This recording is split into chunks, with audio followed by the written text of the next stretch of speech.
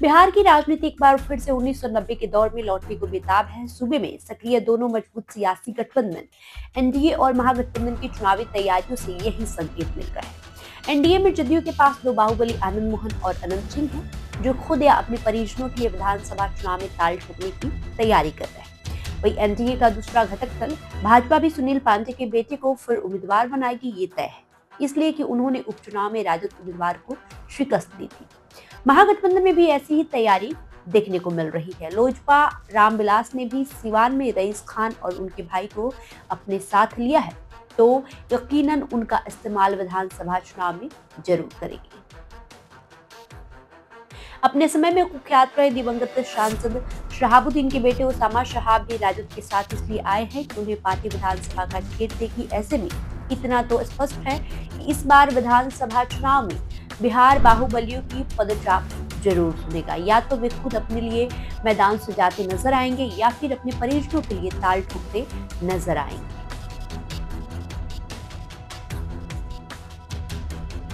मोकामा के पूर्व विधायक अनंत सिंह और सोनू के बीच हाल ही में गोलीबारी की घटना ये बताती है कि चुनावी जंग इस बार कैसी रहेगी। अनंत सिंह हो या उनकी पत्नी नीलम देवी, दोनों की जीत जितनी उनकी लोकप्रियता के कारण होती रही है, उससे कम भूमिका उनकी दबंगई की नहीं होती। मोकामा में छोटे सरकार के नाम से मशहूर अनंत सिंह के दबदबे का असर लोकसभा चुनाव में भी दिखा था, जब राजीव रंजन उर्फ ललन सिंह के लिए अनंत सिंह का पैरोल पर बाहर आना ही वरदान बन गया। अनंत सिंह ने खुद ललन सिंह के लिए चुनाव प्रचार नहीं किया, लेकिन उनका संदेश सभी तक पहुंच गया कि ललन सिंह भारी मतों से जीत रहे हैं। घोषित अपराधी अशोक महतो ने राजद की प्रत्याशी बनी अपनी पत्नी के लिए कम कोशिश नहीं की, लेकिन अनंत सिंह का दबदबा भारी पड़ गया। राजद ने आरएलजेपी के राष्ट्रीय अध्यक्ष पशुपति कुमार पारस की नजदीकी बढ़ाई है। पारस के दही चूड़ा भोज में लालू प्रसाद यादव ने भी शिरकत की।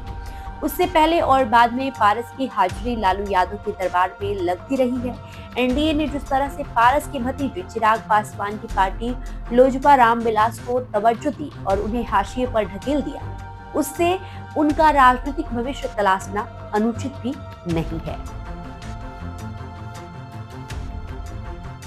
पारस के साथ बाहुबली सूरजभान सिद्धत से खड़े रहे। इस बार पारस उन्हें भी उम्मीदवार बनाए तो आश्चर्य की बात नहीं होगी। मरहूम सांसद शहाबुद्दीन के बेटे ओसामा तो अपने राजनीतिक पुनर्वास के लिए पहले ही अपनी मां हिना शहाब के साथ राजद की सदस्यता ले चुके हैं। एनडीए की घटक दल लोजपा रामविलास के राष्ट्रीय अध्यक्ष चिराग पासवान के करीबी बाहुबली नेताओं की संख्या फिल वक्त सबसे अधिक दिख रही है। सिवान में आपराधिक छवि के रईस खान और उनके भाई की हाल ही में लोजपा रामविलास में एंट्री हुई है। उल्लास पांडे पहले से ही चिराग पासवान के साथ है। चिराग इनका भी इस्तेमाल इस बार विधानसभा चुनाव में करेंगे ही। वही भारतीय जनता पार्टी और जदयू की तरह लोजपा रामविलास भी इस बार बाहुबलियों पर दाव लगाने से पीछे नहीं रहना चाहती है। भाजपा भले अलग अंदाज की पार्टी होने का दावा करे, पर बिहार में उसकी छवि भी दूसरे दलों से अलग नहीं है। बाहुबली सुनील पांडे अपने बेटे विशाल प्रशांत के लिए फिर से जोर लगाएंगे ही। उपचुनाव में विशाल प्रशांत तरारी सीट से भाजपा के टिकट पर विधायक बने हैं। आपको बता दें कि बाहुबली रहे स्वर्गीय बृज बिहारी प्रसाद की पत्नी रमा देवी भाजपा की पूर्व सांसद हैं।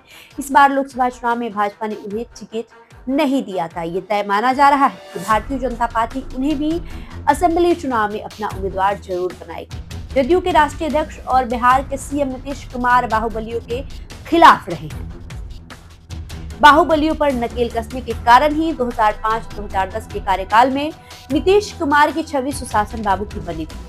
अब नीतीश कुमार को भी बाहुबलियों से परहेज नहीं है। अनंत सिंह की रिहाई के बाद से नीतीश उनके घर भी गए। अनंत सिंह की पत्नी नीलम देवी ने संकट में पाला बदलकर नीतीश का साथ दिया था।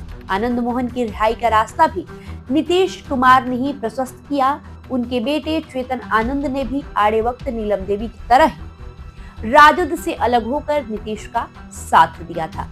इस बार तो जदयू में राजन तिवारी को भी टिकट देने की तैयारी चल रही है।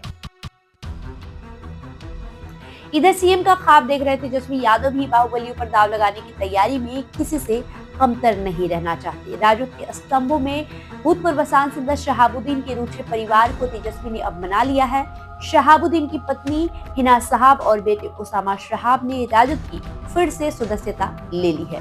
वहीं मुंगेर में राजद के टिकट पर सांसदी का चुनाव लड़ चुकी कुख्यात अपराधी अशोक महतो की पत्नी असेंबली चुनाव में ताल ठोकने के लिए तैयार है। पशुपति पारस के जरिए सूरजभान से राजद इस बार भाजपा नेता और डिप्टी सीएम विजय कुमार सिन्हा को सबक सिखाने की तैयारी में है। बाहुबलियों में शुमार रहे पूर्णिया के निर्दलीय सांसद पप्पू यादव भी अपने बेटे के लिए ताल ठोक सकते हैं। हालांकि वे इसके लिए कभी कांग्रेस के करीब होने की कोशिश करते दिख रहे हैं, तो कभी हाल ही में नीतीश कुमार से उनकी मुलाकात भी ये संकेत दे रही है कि असेंबली चुनाव में वे भी अपनी भूमिका जरूर निभाएंगे। बहरहाल आपका इस खबर पे क्या राय है, कमेंट बॉक्स में लिखकर जरूर बताएं। बहुत बहुत शुक्रिया।